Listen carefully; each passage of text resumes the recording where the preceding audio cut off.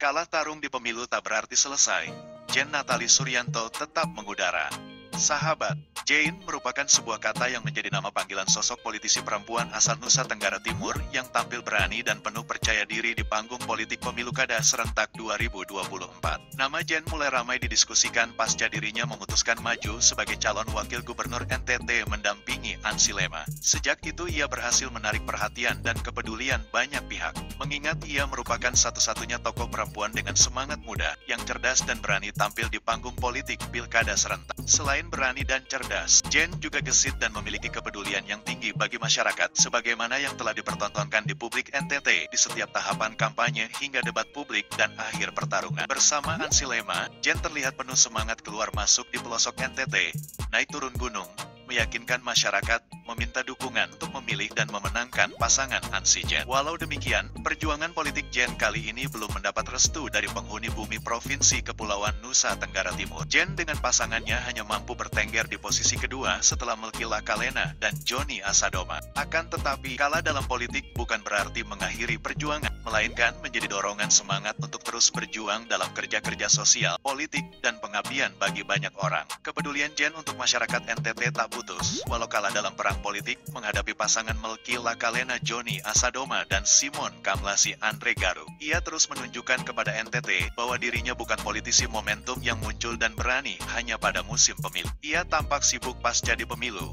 sebagaimana terlihat di lalu lintas media sosialnya. Ia membagikan kegiatan-kegiatan usai pemilu kada serentak. Di sana ia memberikan sejumlah bantuan kepada masyarakat NTT yang berkekurangan dan membutuhkan. Misalnya, ia memberikan bantuan fasilitas pendidikan untuk beberapa mahasiswi di Kota Kupang. Ia juga mengirim bantuan untuk beberapa sekolah di Pulau Sumba dan berbagai aktivitas sosial lainnya yang menyentuh masyarakat. Jane tetap tampil untuk memberikan dukungan kepada pemerintahan terpilih dalam membangun daerah melalui jaringan dan kemampuan yang ia miliki. Dirinya mendukung penuh kepemimpinan gubernur dan wakil gubernur terpilih, Melki dan Joni, dalam membangun daerah. Perjalanan politik Jane Natali. Berikut ini kami suguhkan sekilas perjalanan hidup dan politik Jane Natalia yang awalnya sebagai seorang dermawan hingga akhirnya bikin pusing lawan politik di Nusantara Timur. Mengutip Wikipedia, bernama lengkap Jane Natalia Suryanto, lahir tanggal 30 Desember tahun 1982, adalah politikus dan pengusaha dari Nusa Tenggara Timur yang menjadi satu-satunya calon perempuan di Pilkada serentak 2024. Sebelumnya, ia bergabung dengan Partai Solidaritas Indonesia atau PSI sejak tahun 2022 dan diberi posisi sebagai Ketua Dewan Pembina DPW PSI NTT. Pada pemilu legislatif 2024, ia mencalonkan diri sebagai calon anggota DPR RI Dapil NTT 2 dan berhasil meraih 56.055 suara. Kerja keras timnya di pemilu legislatif mendorong Jane Natali mampu mengunci satu kursi ke DPR RI, tetapi kemudian tidak berhasil lolos karena kegagalan PSI melewati ambang batas parlemen 4%.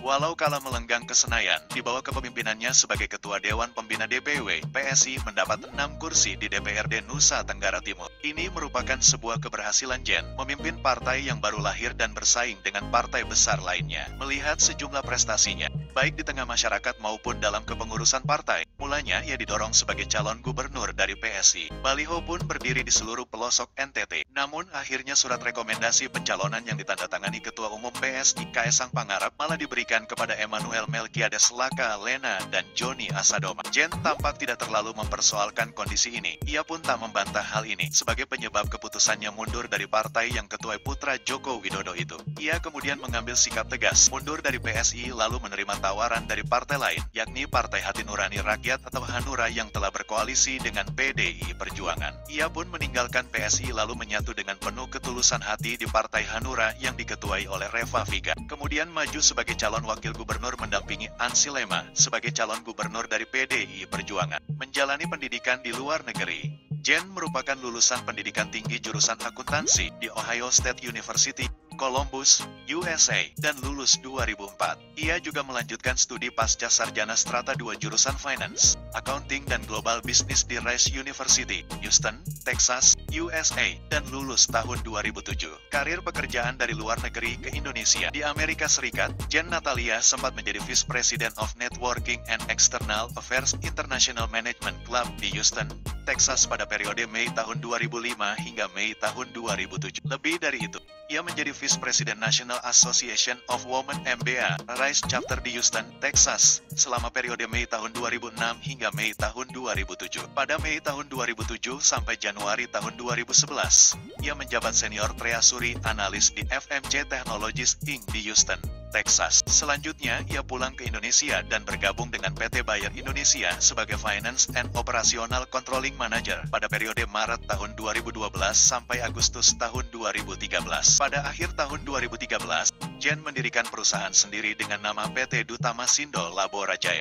Aktivitas sosial dan politik di NTT. Sebelum menjadi calon legislatif dan calon gubernur, Jen Natalia aktif terjun ke daerah dalam kegiatan sosialnya sejak tahun 2015 lalu. Mulanya, ia memfasilitasi program pelatihan guru pemberian beasiswa untuk mahasiswa. Berikutnya, ia menaruh kepedulian terhadap sejumlah sekolah di NTT dengan melakukan pembangunan infrastruktur sekolah, pemberian bantuan untuk petani dan nelayan, serta pengadaan air bersih. Ia juga aktif membantu penanganan COVID di NTT dengan membawa 7.000 dosis vaksin. Ia juga membantu korban bencana akibat badai siklon tropis Seroja yang melanda NTT pada April tahun 2021. Tahun 2022, Jen bergabung dengan PSI dan kemudian terpilih menjadi Ketua Dewan Pembina DPW PSI NTT. Ia sukses membawa PSI meraih 6 kursi di DPRD NTT dan seharusnya juga mendapat kursi di DPR RI untuk dirinya, namun terhalangi ambang batas parlemen 4% yang gagal dipenuhi PSI. Berdasarkan survei yang dilakukan oleh Indekstat tanggal 1 hingga tanggal 10 Juli tahun 2020, Jen adalah kandidat calon wakil gubernur paling diminati dengan angka top of mind 12,1% dalam pilihan terbuka dan 18,1% dalam pilihan tertutup. Bangun tokoh politik cerdas, cerdas untuk rakyat, bangun daerah. Salam rakyat berlawan.